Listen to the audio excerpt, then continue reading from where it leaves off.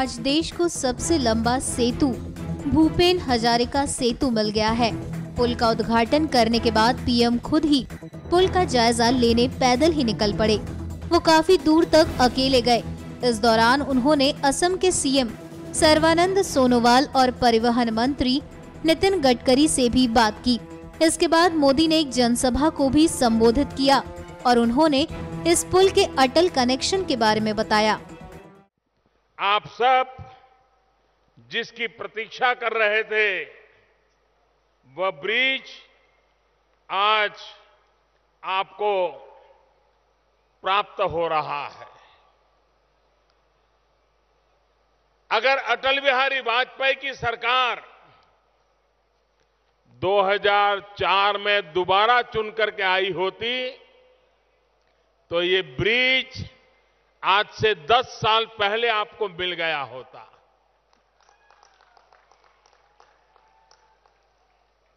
29 मई 2003 उस समय के हमारे विधायक जगदीश भुयन ने एक चिट्ठी लिख करके इस ब्रिज के लिए आग्रह किया और अटल जी की सरकार ने इसकी फिजिबिलिटी रिपोर्ट के लिए काम सुपुर्द कर दिया। गंभीरता से लिया गया। अगर उसके तुरंत बाद ये काम चला होता तो आज से 10 साल पहले आपको ब्रिज मिल गया होता। लेकिन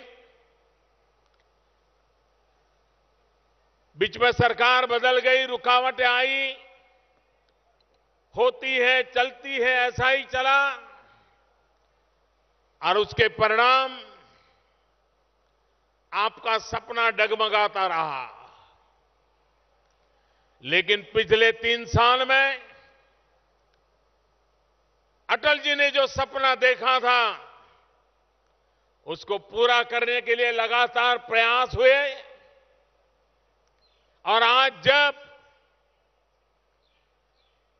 असम में भारतीय जनता पार्टी की सरकार को 1 वर्ष पूर्ण हो रहा है, सर्बानंद जी के नेतृत्व में असम अनेक समस्याओं से मुक्त होता चला जा रहा है।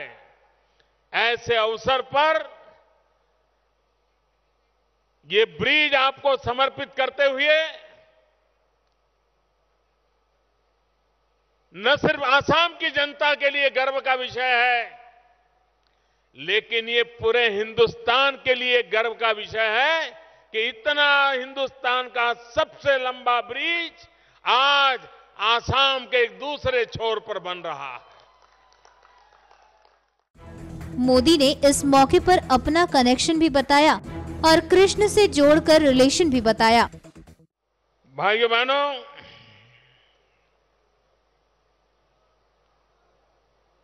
ये मेरा सौभाग्य है कि मुझे आज उस स्थान पर आने का सौभाग्य मिला है जो कभी कुंडिल नगर के रूप में जाना जाता था और द्वारका के नाथ श्री कृष्ण यहां पधारे थे।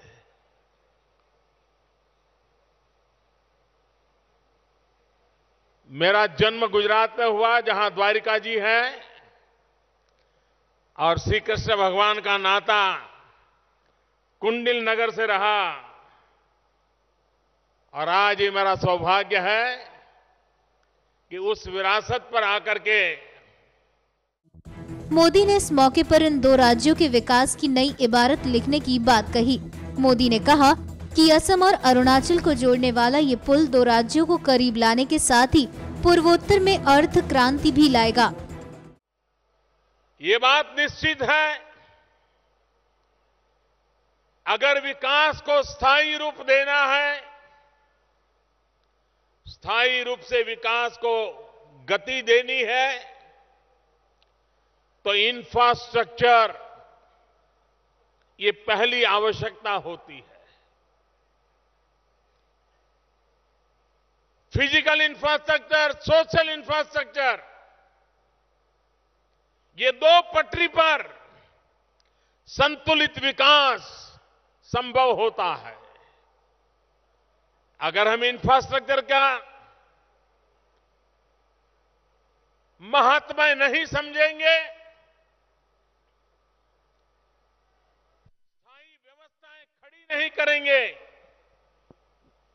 तो छुटपुट प्रयासों का परिणाम बहुत ही अल्पकालीन होता है, अस्थायी होता है।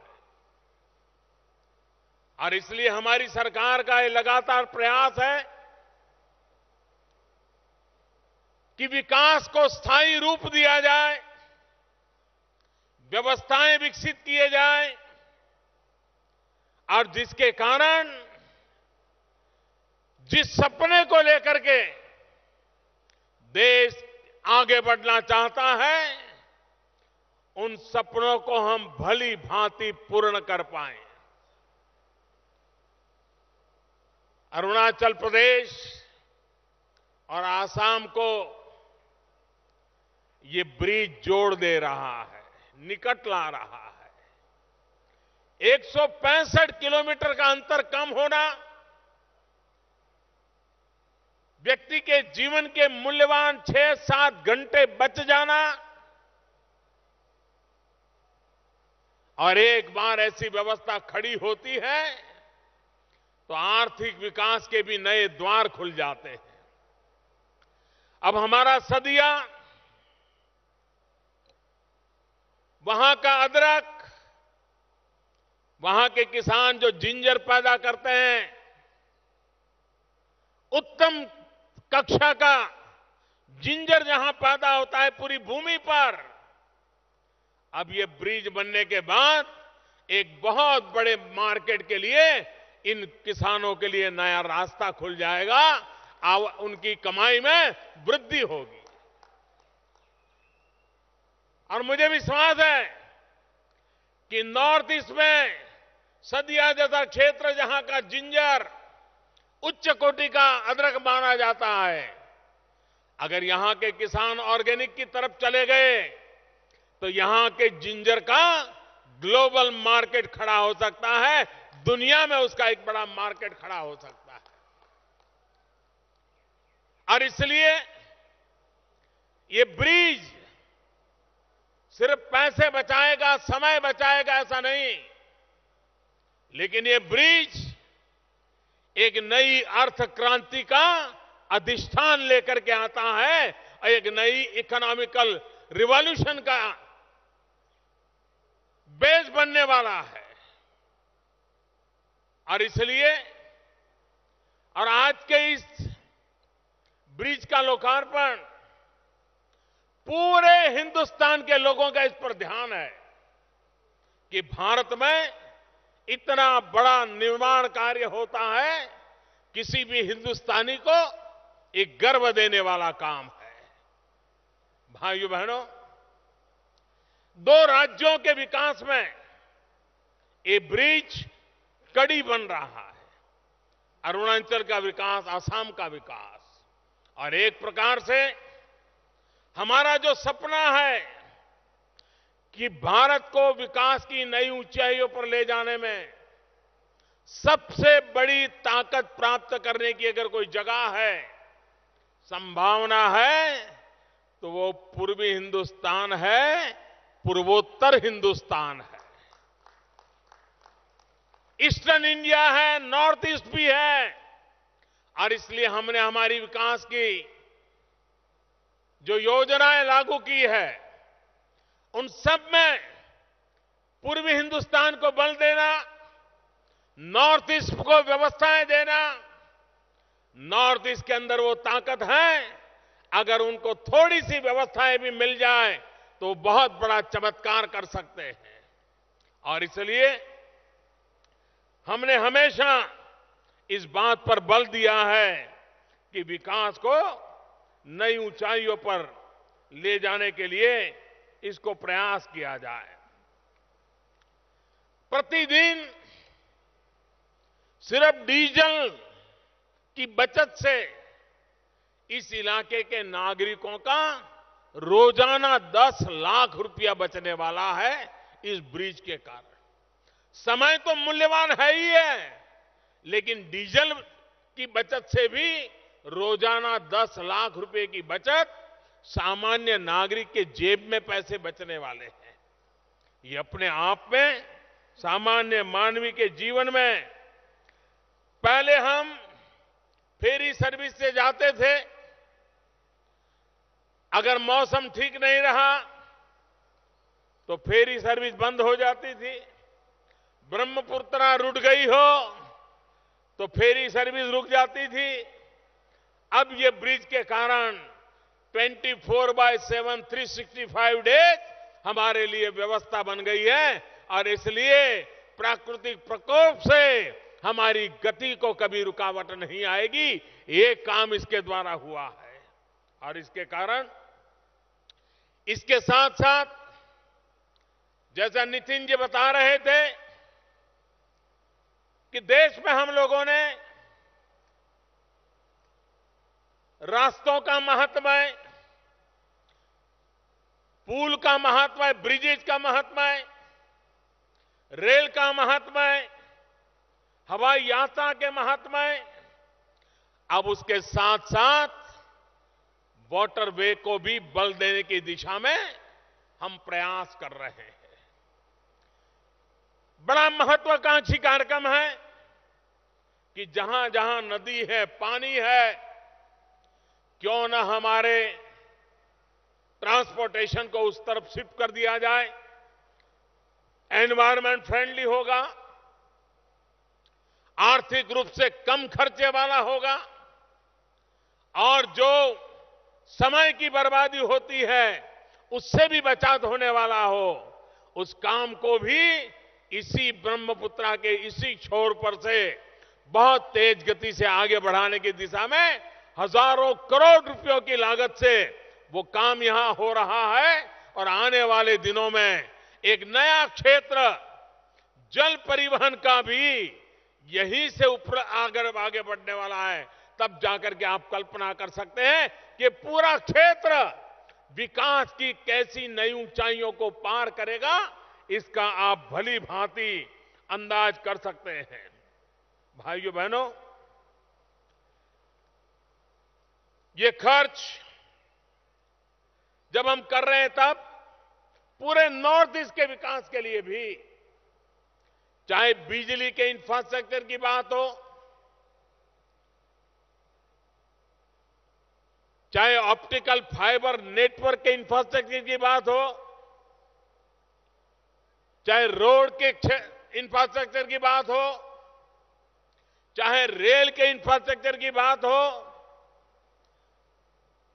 पूरे नॉर्थ ईस्ट को हिंदुस्तान के हर कोने से जोड़ना, हिंदुस्तान के हर कोने के लोगों को हमारे इस पूर्वोत्तर भारत के साथ जोड़ना, उस दिशा में हम तेज गति से आगे चल रहे हैं। जो काम 15-15, 20-20 सालों में नहीं होते हैं, जो धन 15-15, 20 सालों में नहीं खर्च किया जाता है, हमारी सरकार ने आकर के उतनी बड़ी मात्रा में धन नॉर्थ ईस्ट के इंफ्रास्ट्रक्चर और विकास के कामों के लिए खर्च करने की दिशा में हमने बल दिया है। एक्ट ईस्ट पॉलिसी के तहत अगर हम इस क्षेत्र को एक विश्व स्तरीय इंफ्रास्ट्रक्चर के नमूने के रूप में तैयार करें, तो पूरे साउथ ईस्ट एशिया उसकी इकोनॉमी के केंद्र बिंदु में भारत का यह भूभाग बहुत बड़ी अहम भूमिका अदा कर सकता है। और इसलिए हम उस विजन के साथ पूरे साउथ ईस्ट एशिया के अंदर भारत किस प्रकार से जुड़े,